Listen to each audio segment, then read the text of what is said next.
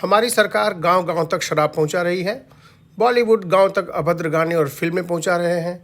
उन बच्चों तक ढंग की किताबें पहुंचाने में हमारी मदद कीजिए। आज की राजनीति भी विभाजन की राजनीति है। सत्य क्या है खोजना मुश्किल है। कम से कम उन तक एक ठीक साहित्य पहुंचाया जा सके, यही मेरी कोशिश है।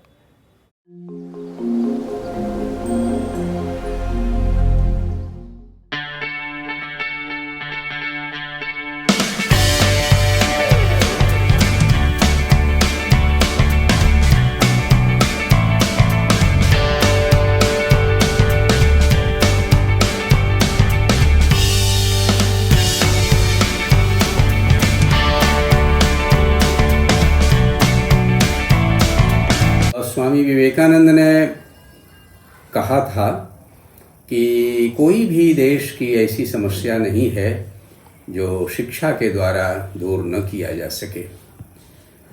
इसलिए बहुत ज़रूरी है कि देश में शिक्षा का अधिक से अधिक प्रकाश फैले और उसका एक बड़ा माध्यम है पत्रिकाएं और पुस्तकें।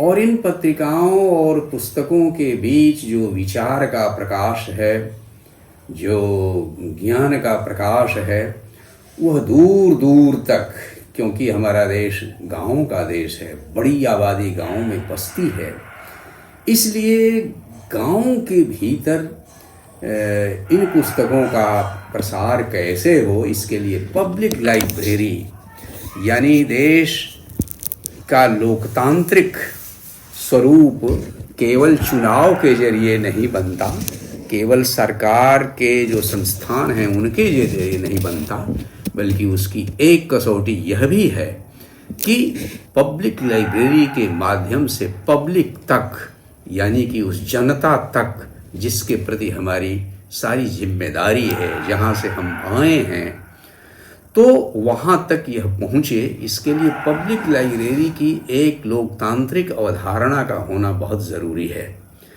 और ऐसा भी न हो कि लाइब्रेरी के नाम पर आनन फानन में जल्दी से जल्दी बजट पूरा करने के लिए 10-15 दिन के भीतर जो कुछ मिल जाए, कूड़ा करकट, वह सब खरीद लिया जाए। ये पब्लिक लाइब्रेरी का स्वरूप नहीं होता, बल्कि पब्लिक लाइब्रेरी का स्वरूप वह होना चाहिए जिसमें रविन्द्रनाथ ठाकुर, लोकमान्य तिलक, पंडित जवाहरलाल नेहरू, महात्मा गांधी, स्वामी विवेकानंद, राम तीर्थ से लेकर जगदीश चंद्र बोस, यानी विज्ञान, अध्यात्म, धर्म, इतिहास, राजनीति, भूगोल से संबंधित जो प्रामाणिक और स्तरीय पुस्तकें हैं, उनका एक चुना हुआ भंडार लोगों के सामने होना चाहिए। हाँ, इन राष्ट्र के निर्माताओं ने जो अपनी आत्मकथाएं लिखी हैं, उन महापुरुषों की जो जीवनियाँ लिखी गई हैं, ये वो सामग्री होती है जिससे किशोर या बालक या बच्चियाँ प्रेरणा प्राप्त करती हैं। हमारे देश में सबसे पहले जो महिलाएं निकली, राजनीति के, राष्ट्र सेवा के अनेक क्षेत्रों में निकली, उनकी जीवनियाँ उनके भीतर एक नया उत्साह पैदा करेंगी। इसलिए एक चुना हुआ पुस्तक भंडार और ठीक उसी तरह से चुनी हुई पुस्तकों का एक, पत्रिकाओं का एक सिलसिला, ये बहुत ज़रूरी है। जैसे आज़ादी की लड़ाई के दौरान लोगों ने इसकी ज़रूरत महसूस की और कई ऐसे गांव मिलते हैं जहां उन लोगों ने जन पुस्तकालय खोले थे। आज बहुत ज़रूरी है कि उस तरीके से गांव-गांव तक, जैसे सड़कों का जाल बिछाने की महत्वाकांक्षा एक होनी चाहिए, तो उससे भी ज़रूरी है कि ये जो ज्ञान की सड़कें हैं, ये पब्लिक लाइब्रेरी तक पहुँचें और जन पुस्तकालय का जाल इस देश में बिछा दिया जाए। सिर्फ उसके बाद ही हम विश्व गुरु होने का अगर दावा करें, तभी हमारा दावा शोभा दे सकता है।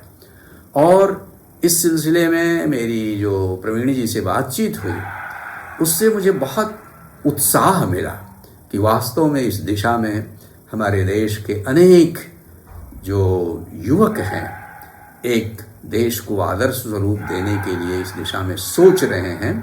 और निश्चित रूप से हमें भी एक उत्साह मिलता है कि हमें अपनी ओर से जो कुछ हो सके, यानी बहुत सारे लेखक हैं या अध्येता हैं, बुद्धिजीवी हैं जिनके पास घर में पुस्तकों का भंडार पड़ा हुआ है, अगर उसमें से कुछ अंश चुना हुआ वे अपने जन पुस्तकालयों के लिए दान करते हैं तो ये एक बहुत बड़ा दान होगा।